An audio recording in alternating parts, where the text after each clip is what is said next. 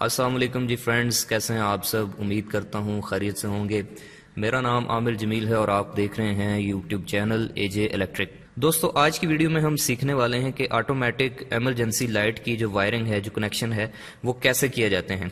यानी कि मिसाल के तौर पर आपके पास दो सप्लाई जो हैं वो मौजूद हैं। जैसे एक आपके घर में वापटा की सप्लाई है और एक यूपीएस की सप्लाई है, या फिर इसकी जगह पे कोई बैटरी वगैरह भी हो सकती है, मोटरसाइकिल की या फिर गाड़ी वगैरह। तो अगर आप चाहते हैं कि जैसे ही वापटा की सप्लाई जाए, जो 220 वोल्ट जो ग्रिड की सप्लाई है मेन, वो ऑफ हो जाए, तो उसके बाद घर में लगा हुआ कोई भी बल्ब या कोई भी लाइट ऑटोमेटिकली यूपीएस या बैटरी के ऊपर ऑन हो जाए, और जैसे ही बिजली वापस आए तो उसके बाद ये बल्ब ऑफ हो जाए। तो उसके लिए हमें सिर्फ एक ही चीज की जरूरत पड़ेगी, और वो है ये रिले। ये एसी 220 वोल्ट ऑपरेटेड रिले है।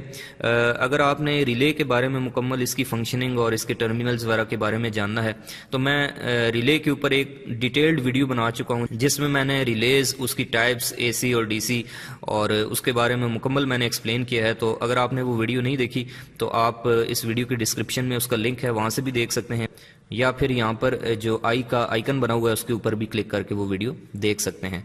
तो ये दोस्तों 220 वोल्ट वाली रिले है, और इसके टोटल जो है वो 14 टर्मिनल होते हैं, लेकिन हमने सिर्फ इसमें से 4 ही टर्मिनल यूज करने हैं। तो अगर मैं मुख्तसरन इस रिले के टर्मिनल्स के बारे में मैं आपको बताऊं, तो इसमें दो जो हैं वो कॉइल के टर्मिनल्स होते हैं, जिनकी नंबरिंग होती है 13 और 14, और इस रिले में ये यहाँ पर मेंशन होते हैं। ये 13 नंबर टर्मिनल होता है और ये 14 नंबर टर्मिनल होता है।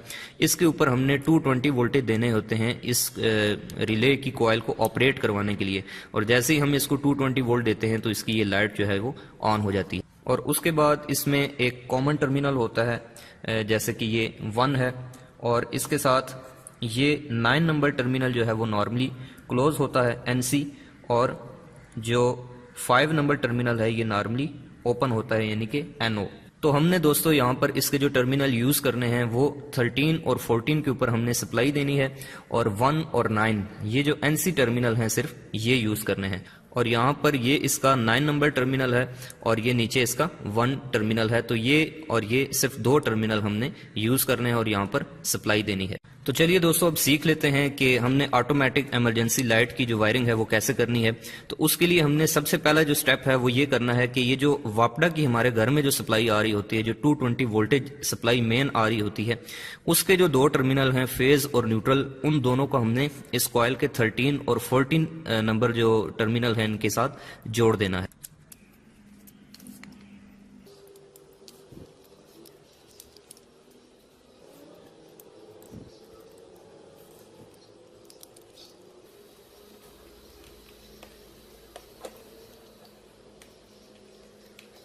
तो दोस्तों, आप देख सकते हैं कि मैंने यहाँ पर जो इनपुट जो वापडा की सप्लाई है वो 220 वोल्टेज इस रिले की कॉइल के ऊपर लगा दिए हैं। इसके बाद दोस्तों नेक्स्ट स्टेप हमने ये करना है, जो हमारे पास यूपीएस या बैटरी की सप्लाई है उससे जो पॉजिटिव वायर है, जो फेज वायर है, वो हमने निकाल कर इस रिले के 9 नंबर जो टर्मिनल है, जो इस साइड पे ये राइट कॉर्नर पे जो टर्मिनल है, इसके अंदर लगा देना है।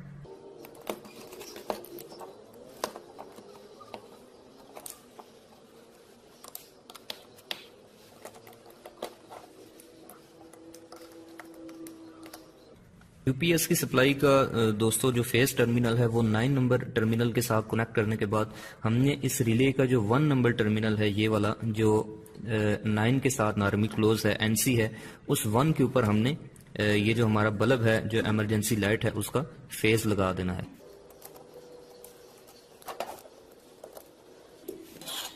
तो आप यहाँ पर देख सकते हैं कि मैंने जो इस लैंप का जो फेस है वो इसके 1 नंबर टर्मिनल पे लगा दिया है। और अब जो लैंप का दूसरा पॉइंट है, जो इसकी न्यूट्रल वायर है, वो हम इस यूपीएस सप्लाई के इस नेगेटिव टर्मिनल या फिर न्यूट्रल के साथ कनेक्ट कर देंगे।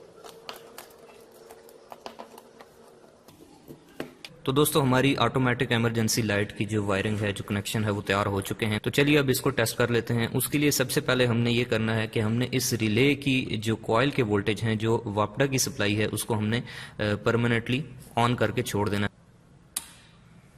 तो देखें जैसे ही मैंने इसको ऑन किया है तो आप ये देख सकते हैं कि यहाँ पर ये जो रिले की जो लाइट है वो ब्लिंक कर रही है। तो ये रिले इस वक्त बिल्कुल ऑन कंडीशन में है, ऑन हालत में। तो इसको ऑन करने के बाद हमने अपनी जो यूपीएस की सप्लाई है इसको ऑन करके छोड़ देना है। ये ऊपर ऑन करके हमने इसको छोड़ दिया है। तो अब जैसे ही वापडा की सप्लाई ऑफ होगी, बिजली चली जाएगी, तो उसके बाद ये जो हमारी इमरजेंसी लाइट है ये ऑटोमेटिकली यूपीएस या बैटरी के ऊपर चलना शुरू हो जाएगी। मैं इस वापडा की सप्लाई को ऑफ करता हूं तो आप देखिएगा कि ये इमरजेंसी लाइट हमारी ऑन हो जाएगी। जी तो दोस्तों आप देख सकते हैं यहाँ पर कि जैसे ही मैंने वापडा की सप्लाई को ऑफ किया, यानी कि हमारी बिजली चली गई, तो हमारी जो रिले है वो ऑफ हो गई और उसके बाद हमारा ये जो लैंप है, जो ऑटोमेटिक इमरजेंसी लाइट है, वो इस यूपीएस की सप्लाई के ऊपर चलना शुरू हो गया। तो अब जैसे ही बिजली वापस आएगी, ये 220 वोल्टेज वापस आएंगे, तो हमारी ये जो कॉइल है ये एनर्जाइज हो जाएगी और ये हमारी इमरजेंसी जो लाइट है ये ऑफ हो जाएगी। तो आप देख सकते हैं कि जैसे ही बिजली वापस आई है तो हमारी जो रिले है वो दोबारा से ब्लिंक कर रही है। तो इस तरह से दोस्तों हम ऑटोमेटिक इमरजेंसी लाइट की वायरिंग करते हैं और इस तरह से ये सर्किट बनाया जाता है। तो अगर आपको ये वीडियो अच्छी लगी है तो आप इसको लाइक करें और अपने दोस्तों के साथ शेयर करें, और इस तरह की मज़ीद अच्छी वीडियोज़ देखने के लिए मेरे इस यूट्यूब चैनल एजे इलेक्ट्रिक को सब्सक्राइब करें। मिलते हैं अगली वीडियो में किसी नए इंटरेस्टिंग सर्किट और टॉपिक के साथ। तब तक के लिए अपना ख्याल रखिएगा। खुदा हाफिज़।